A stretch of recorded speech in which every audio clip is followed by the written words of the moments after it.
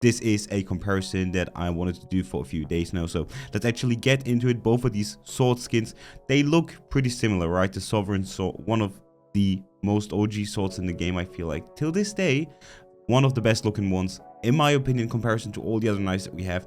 And then we have this sword, the new one, which I think just for the base shape, for just the base design, pretty similar looking to the Sovereign. Obviously, they are differentiating each other in terms of colors, in terms of animations, right? On the Sovereign, the first point of comparison that I want to make is the VFX, right? On the Sovereign, you definitely have one of the best effects for a knife going on.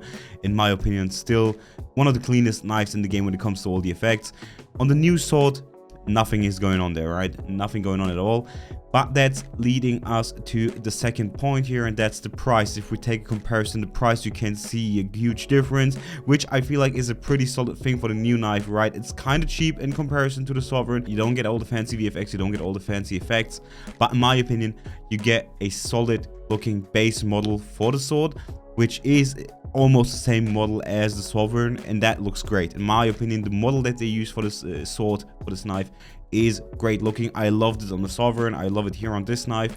And again, if you take a look at the price, right, it's actually pretty cheap in comparison to all the other knives. Yes, you could make the argument that this could be a battle pass knife. Definitely this would be a great battle pass knife in case. However, that's not the case here, so we have to look at it as a viable knife. And as a viable knife, I feel like this is a pretty good alternative for the Sovereign. So because it is so cheap, right, not everybody can afford these pricey skins, and as somebody, you know, if you are somebody who has limited funds, this could be a good alternative. It has good looking colors, in my opinion. It has a sleek design, which I don't think looks ugly at all. I think this is a pretty decent knife actually for its design. Yes, it doesn't look nearly as clean as the Sovereign sword. It doesn't have the same VFX going on, but it is, I think, a good cheap alternative. They have the same pull-out animations, so in terms of animations for the pull-out, they are, you know, pretty similar.